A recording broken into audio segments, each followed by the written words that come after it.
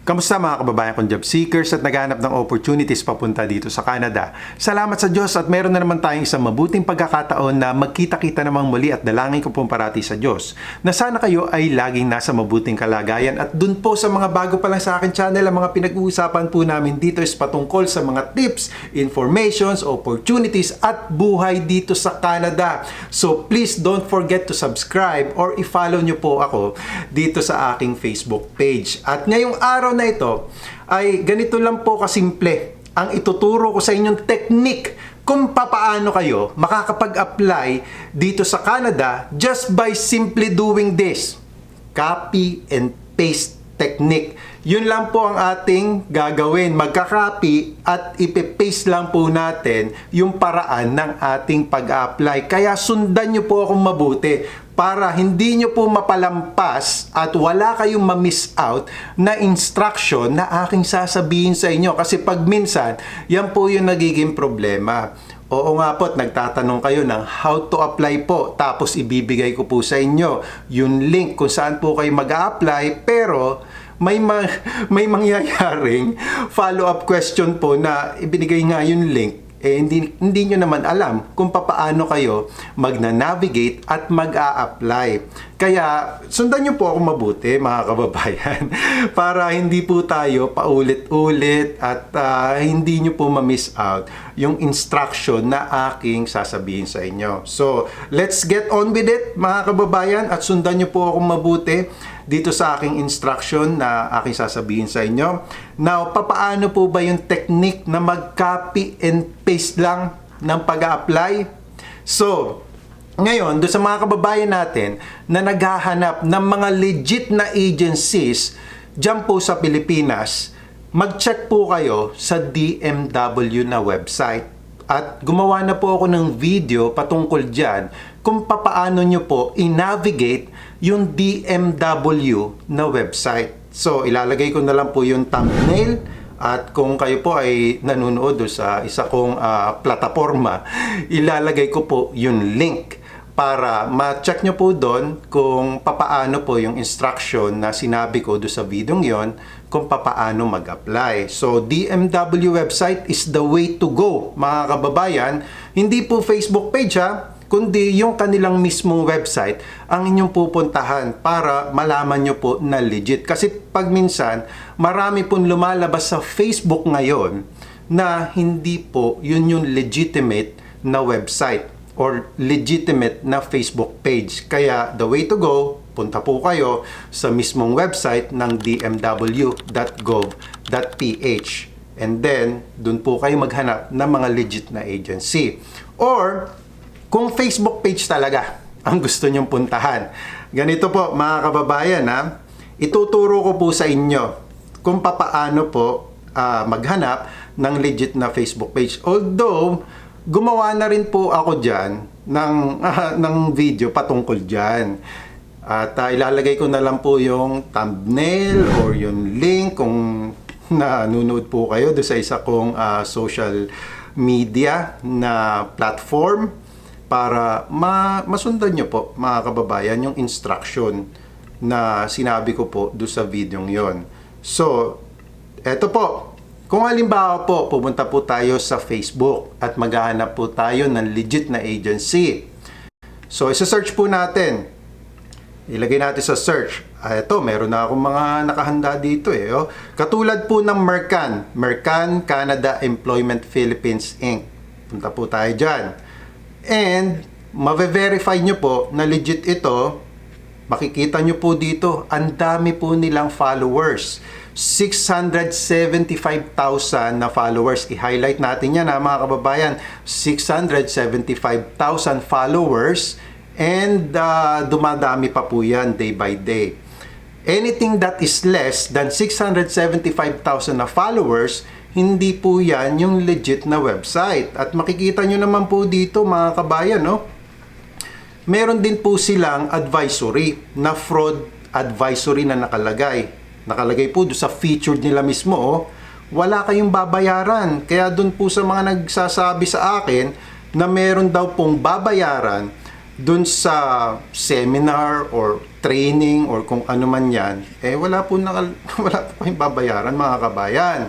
Tapos ito po yung kanilang address, 502 and 506 Galleria Corporate Center, EDSA, Corner Ortigas Avenue, Quezon City, Philippines. At meron po silang number dito. Meron din pong email, nakalagay po dito, resume@mercanrecruit.com. Yan po yung kanilang official na Facebook page. Pero pupunta po tayo ay dun sa website nila. So sa mercanph.com. Kung nasa Pilipinas po kayo mga kababayan, mercanph.com. Tapos, ito meron din po nakalagay na advisory dito or warning. So DMW warns public versus final notice and limited slots for deployment scam. May notice pong ganyan Nakikita nyo po. I-accept lang natin lahat ng cookies nila. Cookies. Tapos, makikita nyo po dito sa itaas, job openings. I-click po natin yung job openings. And then, pag na-click nyo po yung job openings, ilalagay nyo lang po dito sa location ay Canada. Kung Canada po, hinahanap nyo Enter. Ayan, para mag-search po siya. At ito po yung mga available na job sa kanila.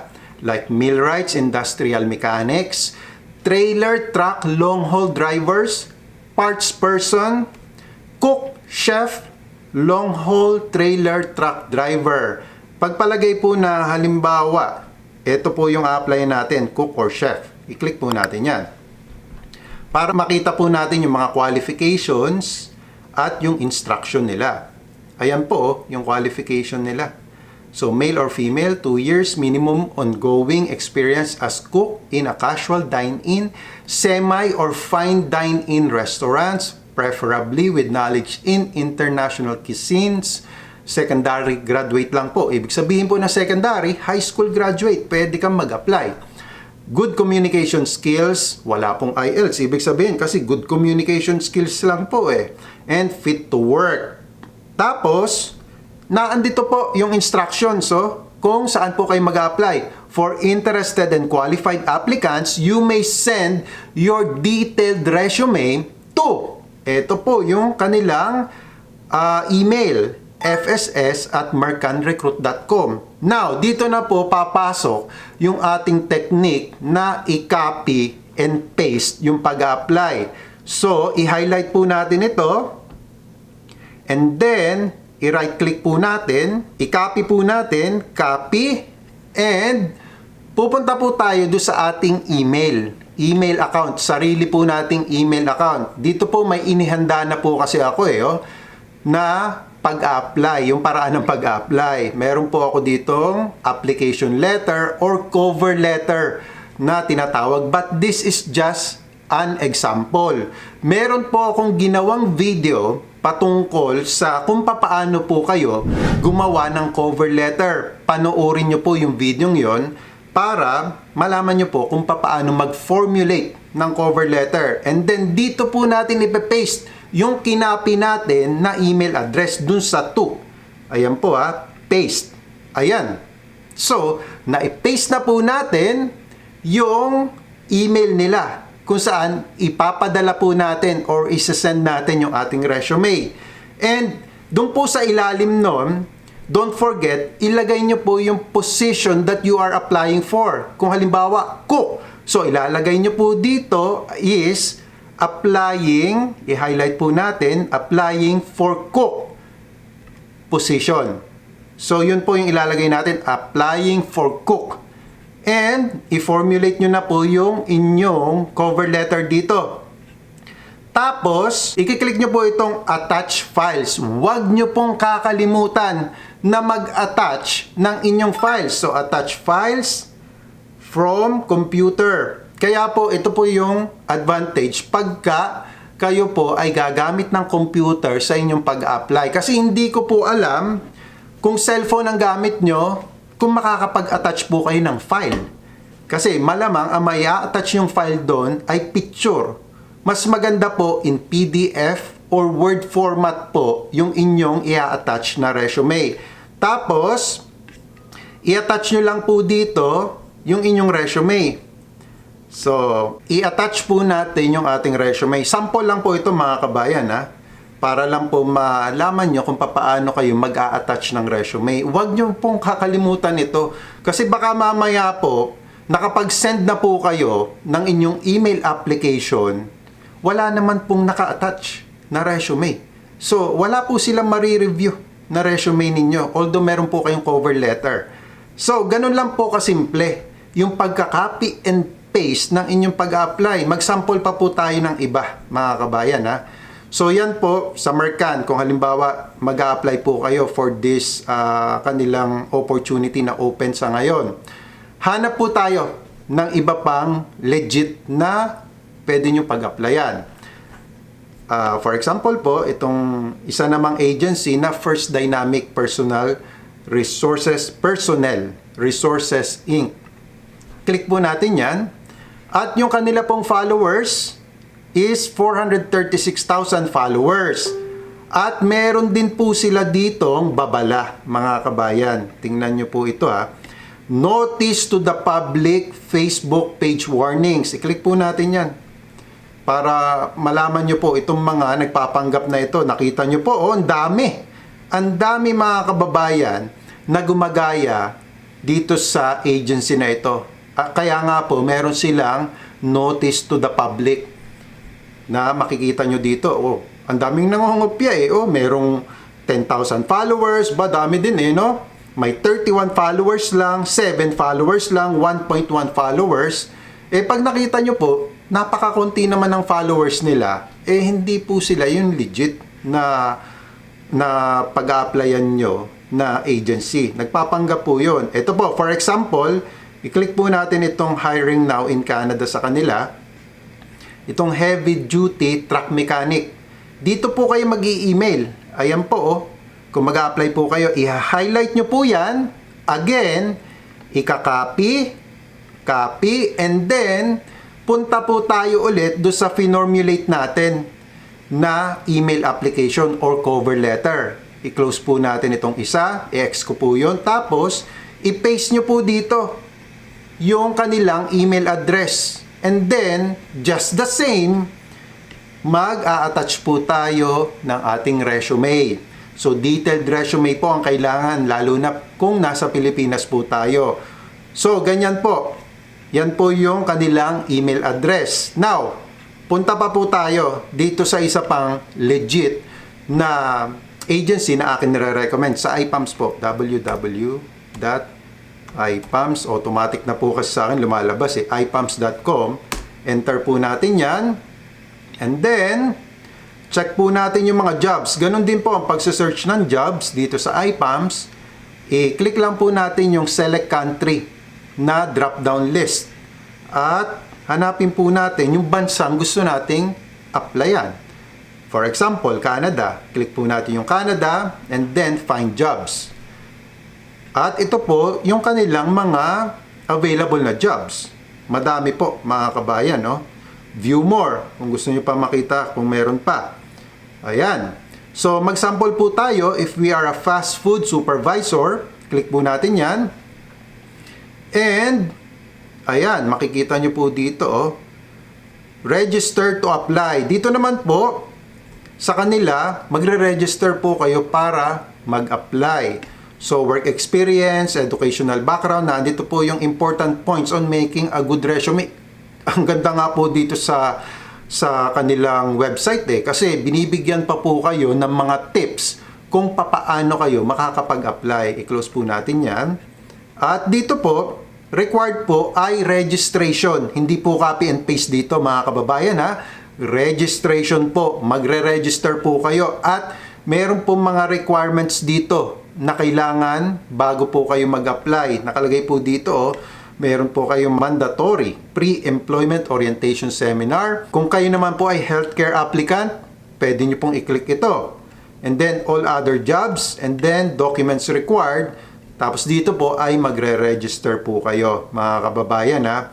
Yan po ang pagkakaiba. yung ibang mga agencies, babasahin nyo po yung kanilang instructions kung papaano kayo mag-a-apply. Kasi kung magtatanong lang po kayo na magtatanong ng how po at magko-comment kayo ng interested po dun sa kanilang mga Facebook page, ay mga kabayan, wala po tayong patutunguhan. 'Di ba? Kasi binigay na nga po sa atin yung kanilang instructions kung papaano kayo mag-a-apply. So, ang gagawin na lang po natin, at ito po ay lagi kong paalala sa inyo, basahin po natin yung kanilang mga posting. Huwag po tayong basta na lang mag-comment ng how po. Kasi, inilalagay na po nila doon yung kanilang instructions kung papaano po kayo mag-a-apply, mga kabayan. So, yan lang po ang technique na masasabi ko. Magbasa po kayo ng mabuti sa kanilang instructions kung papaano kayo makakapag-apply. And lastly po, may isa pa po ang ipapakita sa inyo. Doon naman po sa mga nag-a-apply ng direct hire, direct opportunities dito sa Canada. Wala na po akong ibang nire-recommend na website kundi ito pong JobBank, www.jobbank.gc.ca. Enter po natin yan. At kung maghahanap po kayo ng mga opportunities dito, ay makikita nyo po dito, may mga options po dito na pwede kayong piliin. Foreign candidates from outside Canada. Dun sa mga nagtatanong po sa akin na, sino po ba itong mga foreign candidates outside of Canada? Malinaw, mga kababayan. Candidates outside. Sabi nga po, outside nasa labas po ng Canada. At ito pong isa is temporary foreign workers. So, kung outside, nasa labas po kayo ng Canada, i-click po natin ito. Foreign candidates from outside Canada. And, maghanap po tayo ng trabaho dito. For example, pinakang sikat na position na hinahanap nila is farm workers. Hindi po farmers, mga kababayan. Farm workers po. Enter. Kasi po yung iba nilalagay yata farmers Wala pong farmers. Farm worker po or worker farm. Yun po yung itatype nyo. At for example lang po hanap po tayo dito. Meron dito BC worker farm sa British Columbia. At ayan, who can apply for this job? The employer accepts applications from Canadian citizens and permanent or temporary residents of Canada. Kung nandito po kayo sa Canada, pwede po kayong mag-apply. Kung kayo ay citizens or permanent or temporary residents. And other candidates with or without a valid Canadian work permit. So, eto po yan. Ibig sabihin, yung from outside of Canada, pwede pong mag-apply. At paano mag-a-apply, mga kabayan? How to apply? Or kung kayo ay interested, ito po, show how to apply. Tapos, lalabas po dyan yung kanilang email address. Ika-copy and ipe-paste nyo lang po, mga kabayan. Doon po sa kinumpose ulit natin. Copy and paste. So, i-paste po natin. Ayun. Na-paste na. At ganon din po, don't forget yung inyong resume. Tapos, syempre, hindi po yan gagalaw kung hindi po natin ipapress itong send. Isesend nyo po. Okay? So, hanggang dyan lang po muna for today. Sana po, mga kababayan, nakatulong ang videong ito doon sa mga nagtatanong na how po, interested po na mag-apply sa mga trabahong ipinapakita ko po sa inyo. And that's it for me today. I hope you like this video. If you do, please give it a thumbs up. And as always, more tips, informations, and opportunities to come. I will see you, God willing, on my next video. Samahan nawa kayong parati ng Panginoon sa inyong pang-araw-araw na buhay at sa inyong mga pag-apply. Magandang araw po sa inyong lahat.